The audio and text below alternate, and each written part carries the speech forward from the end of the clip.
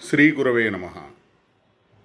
భగవంతుడు తన విషయంలో భక్తిని పొందడం శ్రేష్టమైన స్థితి అని భావిస్తాడు. అలాంటి నిశ్చయాన్ని జీవులకు కలిగించటానికి ఎన్నో ప్రయత్నాలు చేస్తూ ఉంటాడు. కారణం మోక్ష సాధన సామగ్రియాం భక్తిరేవ గరీయసి. అంటే జీవుడు ఏ మహానందాన్ని పొందాలని కోరుకుంటాడో ఆ మహానందాన్ని కలిగించే సాధనలన్నింటిలోకి భక్తి శ్రేష్టమైనటువంటిది. భక్తిని మించినటువంటి సాధన లేదు, భక్తిని మించినటువంటి సిద్ధి కూడా లేదు. అందుకోసమని చెప్పే ఇష్టాపూర్తేన మామేవ యో యజేత సుసమాహిత లభతే మయి సద్భక్తిం మత్స్మృతి సాధు సేవయా అని చెప్తున్నాడు భగవంతుడు. కాబట్టి ఎన్ని ధర్మాలను ఆచరించినా కానీ అవన్నీ కూడా కేవలం హృదయశుద్ధి కోసమే, ఆయన్ను ఆశ్రయించాలనే నిశ్చయాన్ని కలిగించటం కోసమే. ఒకవేళ ధర్మాచరణలో మన హృదయంలో భగవంతుణ్ణి మనం ఆశ్రయించాలి అనే నిశ్చయాన్ని పొందకపోతే, ఆయన్ని శరణు వేడాలి అనే సంకల్పం కలగకపోతే ఆ ధర్మం శ్రమ మాత్రమే అవుతుంది. ఎందుకంటే స్వనుష్ఠితస్య ధర్మస్య సంసిద్ధి హరితోషణం మత్స్మృతి సాధు సేవయా అని కూడా చెప్తున్నాడు భగవంతుడు. ఆయన యొక్క స్మరణ సాధువులను సేవించడం వలన కలుగుతుంది అని.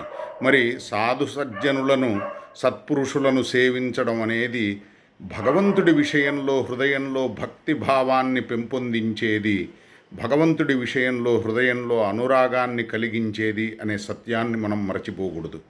హృదయశుద్ధికి విశేషంగా తోడ్పడే అంశం సాధు సేవ. ఇంతకీ సాధువులు అంటే సాధవోన్యాసిన శాంతా బ్రహ్మిష్ఠా లోకపావనా. సాధువులు అంటే బ్రహ్మిష్ఠులు, పరబ్రహ్మయందు స్థిరమైనటువంటి బుద్ధి కలిగిన మహానుభావులు. అట్లానే లోకాన్ని పావనం చేసేవాళ్ళు, అదేవిధంగా భగవంతుణ్ణి శరణు వేడిన మహానుభావులు. అంటే మయ్యర్పిత మనోబుద్ధి మన్మనాభవ అని భగవంతుడు చెప్తున్నాడు కదా. అంటే ఆయనకు మనస్సును బుద్ధిని అర్పించినటువంటి వాళ్ళు సాధువులు, శరణాగతులు, సంపూర్ణంగా భగవంతుణ్ణే ఆశ్రయించి ఆయన్ను పరిపూర్ణంగా విశ్వసించేవాళ్ళు అని. మరి వాళ్లను సేవించడం, వాళ్లను స్మరించడం, వాళ్లను దర్శించడం మనకు పవిత్రతను కలిగిస్తుంది, హృదయశుద్ధిని కలిగిస్తుంది. తద్వారా ఆ హృదయం భగవంతుడికి అభిముఖం అవుతుంది, ఆయన్ని ఆశ్రయించాలనే నిశ్చయాన్ని బలపరుచుకోగలుగుతుంది. వాళ్ళు సమస్త లోకములలో ఉన్నటువంటి దోషాలను కూడా తొలగించగలిగే సామర్థ్యాన్ని కలిగి ఉంటారు. అందుకనే వాళ్ళు లోకపావనాహ. ఇప్పుడు సాధువులు సమస్త లోకాలను కూడా పునీతం చేయగలిగే సామర్థ్యాన్ని కలిగి ఉంటారు అని చెప్తోంది భాగవతం. దానికి కారణం వాళ్ళ హృదయంలో భగవంతుడి విషయంలో వాళ్ళకు ఉండేటువంటి నిష్ఠ. ఇట్లా ఈ సాధనను మనం శ్రేష్టమైనదిగా గ్రహించి ధర్మాచరణ అనేది భగవంతుడికి మన హృదయాన్ని దగ్గర చేయడానికి, మన హృదయంలో ఉన్నటువంటి కల్మషాలను తొలగించడానికి, భగవంతుడి విషయంలో సద్భక్తిని పెంపొందించడానికి అనే అంశాన్ని మనం సదా గుర్తుంచుకోవాలి.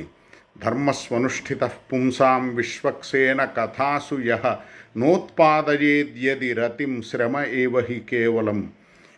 లేకపోతే మనం కేవలం శ్రమ పడుతున్నట్టే అవుతుంది తప్ప యథార్థమైనటువంటి ప్రయోజనాన్ని పొందుతున్నట్లు కాదు.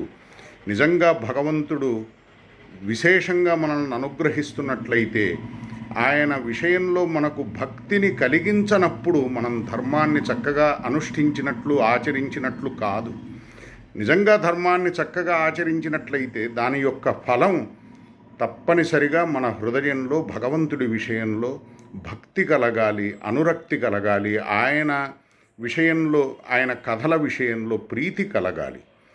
ఆయన కథలను మనం వినడం, ఆయన గురించి తెలుసుకున్నప్పుడు మన హృదయం సంతోషించడం, ఆ అంశాల పట్ల మనం ప్రీతిని పెంచుకుంటూ ఉండటం, అంటే సద్విషయాలలో మనకు కలిగే ఆసక్తి కానీ శ్రద్ధ కానీ ఇదంతా కూడా భగవత్ కృపా విశేషమే, సజ్జన సాంగత్య విశేషమే.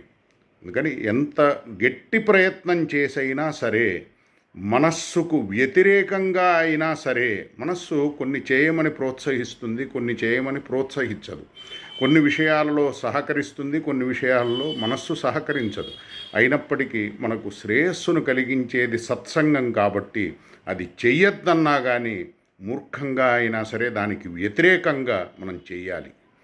అంటే మనకు మంచి చేసే పనిని అది వద్దు అంటే మనం వింటే మన బుద్ధి సద్బుద్ధి ఎట్లా అవుతుంది? మనకు హాని చేసే పనిని అది చెయ్యి అని చెప్పి ప్రోత్సహించినా కానీ అదేదో చెప్తోంది కదా, మన మనస్సే కదా అని వింటే మన బుద్ధి దుర్బుద్ధి కాకుండా ఎలా అవుతుంది? అందుకని మనం సద్బుద్ధిని పెంచుకోవాలి. మనకు అపకారం చేసే బుద్ధి యొక్క ప్రయత్నాన్ని అడ్డుకోవాలి. అంటే మన బుద్ధే కదా, మన మనస్సే కదా, మరి మనకు అనుకూలంగా వాటిని వినియోగించుకోవాల్సినటువంటి పని మనది కాదా? ఇట్లా జాగ్రత్త పడటం వలన మన శ్రేయస్సు విషయంలో మనం శ్రద్ధను వహిస్తున్నట్లు అవుతుంది. భగవత్ కృపను విశేషంగా పొందగలుగుతాము. మరి చేసే ఏ ధర్మకార్యం అయినా కానీ, చేసే ఏ ప్రయత్నం అయినా కానీ హృదయశుద్ధిని కలిగించి చివరికి భగవంతుడి విషయంలో పరమానురాగాన్ని కలిగించగలిగితే అప్పుడు భగవంతుణ్ణి స్మరించడం, ఆయన లీలలను స్మరించడం, ఆయన గురించి తెలుసుకోవడం, ఆయన నామాన్ని జపించడం, ఆ సాధనలో మనం ప్రవృత్తులం కాగలిగితే అంతకు మించినటువంటి శ్రేష్టమైనటువంటి ఆచరణ ఇంకొకటి ఉండదు. దానిని మించిన ధర్మం ఇంకొకటి లేదు. ఎందుకంటే ధర్మో మద్భక్తి కృత్ ప్రోక్త అని చెప్తున్నాడు ఉద్ధవుడితో శ్రీకృష్ణుడు. కాబట్టి నా భక్తి చేయడమే వాస్తవంగా ధర్మం అని. అందుకని ఆ భగవంతుడి విషయంలో మనం నిష్టను బలపరుచుకోవాలి. దానికోసం కావలసినటువంటి ప్రతి ప్రయత్నాన్ని కూడా ఒక పరమానుగ్రహంగా భగవంతుడు విశేషమైన తన కృపతోనే మనకి అవకాశాన్ని ఇచ్చాడు.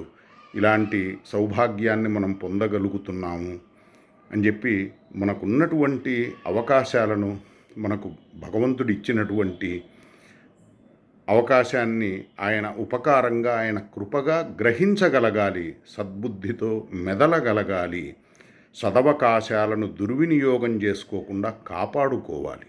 హరయే నమః, గురవే నమః.